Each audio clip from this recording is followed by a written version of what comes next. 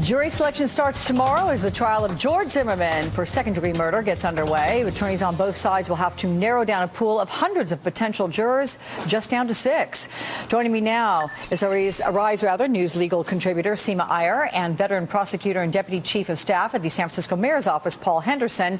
And before we get started, I want to let all of you know that George Zimmerman has sued NBC Universal, of course, the parent company of this network, for defamation, but the company has strongly denied his allegations. But as we get to this, Seema, I'll start with you first.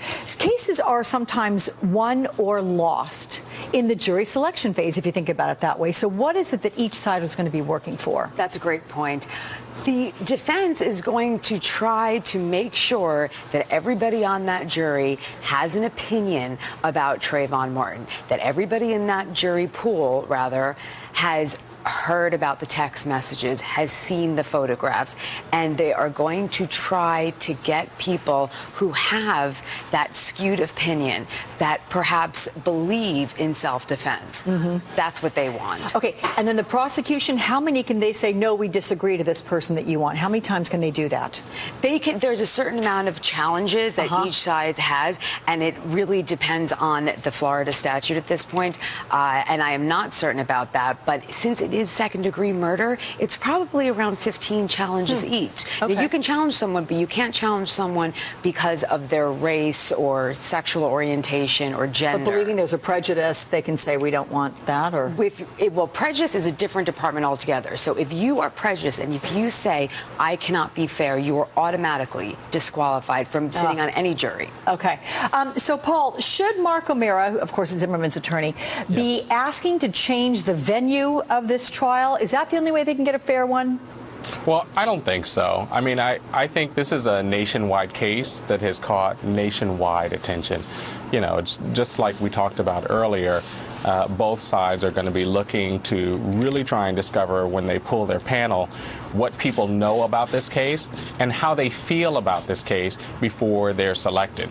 The prosecution is, if I were handling this case, one of the things that I would really be looking for would be jurors that had some experience in dealing with stereotypes, because I think there's an undercurrent dealing with stereotypes that surrounds this case that I think is going to be really relevant as the evidence unfolds. But you know what's interesting here, Paul? The court has denied a motion to sequester potential jurors during the selection phase. I mean, it hasn't decided yet if the jury of 6 eventually selected will be sequestered. So if they are, how would that impact the trial? Well, if they are, it would impact the trial because they have to be kept away from all media analysis, right? And so we already know that this is a case of national attention. And so the court does not want, and apparently the advocates, some of the advocates, don't want jurors to be influenced in hearing what public sentiment is, what the experts are saying outside of the courtroom about the evidence that they're hearing, because everyone's going to be watching the hearing and watching the evidence as it comes in. They want the jurors to be able to evaluate it independently based on their own experiences in the courtroom and not have an influence from what they may read in the newspaper, in a magazine, see on television, or hear from their friends and family. Yeah. You know, Seema, yesterday the hearing was all about whether or not to allow that 911 tape in as admissible for evidence. The judge did not reach a conclusion and has actually postponed that decision-making process. So, Seema, who does that benefit more? Which side? I think at this point it benefits the defense because you're still left open with that self-defense issue, that if it was George Zimmerman screaming, then we have more to make a foundation for the self-defense charge, which is that Trayvon was the initial aggressor. Trayvon started the fight. So everything in this scenario benefits the defense. Yeah.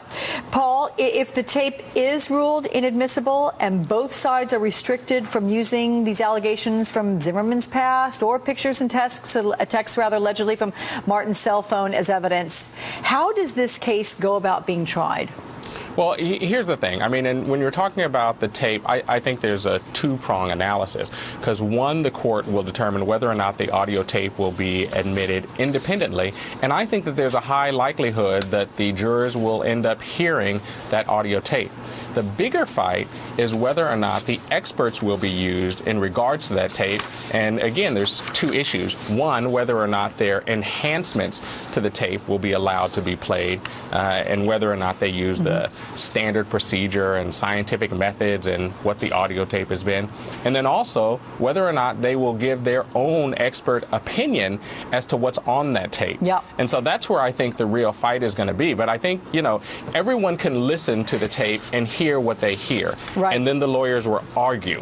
What the court is taking so long to flesh out is whether or not they're going to allow experts on both sides to come in and say, well, this is what I heard on the tape as an expert. Yeah. And so that's where the real fight is going to be. And that's what I think is taking so long to make a decision. May I ask you very quickly, because we're out of time here. Yeah. Would you put George Zimmerman on the stand? If you can give me just a yes, no. Paul, you? Yeah, he's got to. No. He's got an affirmative defense with self-defense. He has to. Okay, Has you're a to. yes. That's not true, because all of the statements that he said thus far to police, to media, all of that has a foundation that lays for the self-defense charge. Okay. He doesn't need to testify, and he'd only ruin it if he does. All right, well, Done. dissenting opinions, not surprisingly. Seema Iyer and Paul Henderson, thank you both so much. Welcome back to Weekends with Alex Witt. Nearly 16 months after the death of Trayvon Martin, jury selection officially begins at 9 a.m. tomorrow in the trial of George Zimmerman, the man charged with killing him. Let's go to NBC's Carrie Sanders, who's monitoring the story from Sanford, Florida. With a hello to you, Carrie. What are you hearing? Well, hello, Alex. 500 people have received jury summons to show up beginning tomorrow here at the courthouse. That's an unusually large number, which is reflective of the high-profile nature of this case. From that 500, probably over the next 2 weeks, it's expected they will eventually pick the 6 jurors who will sit on this case. So your first name is George? Yes. During a videotaped police interview, 29-year-old George Zimmerman admits he shot and killed 17-year-old Trayvon Martin. I grabbed my gun and I aimed it at him and fired one shot. But he has pled not guilty to second-degree murder. He said, yo, you got a problem? And I turned around and I said, no, I don't have a problem, man. As George Zimmerman walked detectives through the events of that February night last year, he acknowledged he shot Trayvon Martin. And I just grabbed my firearm and I shot him one time. He admits he followed the 17-year-old that rainy night. There's a real suspicious guy. But in its probable cause affidavit, state prosecutors say Trayvon Martin was profiled by George Zimmerman. I think the state has a very weak case. I think they're trying to build a case of guilt upon my client when he obviously acted in self-defense. The night of the shooting death, Trayvon Martin had gone to a nearby 7-Eleven to pick up an Arizona iced tea and a bag of Skittles. Police say he was weeding a route through the neighborhood, headed back to his father's girlfriend's condo. And despite what a police dispatcher said to George Zimmerman, Are you following him? Yeah. Okay, we don't need you to do that. the neighborhood watch leader followed on foot. Then there was a commotion, and several residents called 911. 911, do you need police, fire, or medical? But no one saw who set off the confrontation. Who was the aggressor? How was it that George Zimmerman's pistol ended up being fired? How did Zimmerman sustain injuries to his head? You have George Zimmerman, who's alive. You have Trayvon Martin, who's dead, who's not here to tell his story. Of course, he's going to blame the victim. Trayvon Martin's parents say all they've wanted is a day in court. This was a minor by any terms. It wasn't an adult in another adult. So Trayvon thought as a 17-year-old, like, why is this guy following me? While it may take 2 weeks or longer to pick a jury, all of the potential jurors' identities will remain a secret by order of the judge. Alex? Yeah. And Carrie, Mark O'Meara, Zimmerman's attorney, has asked for a delay. Any reaction to that over in Sanford?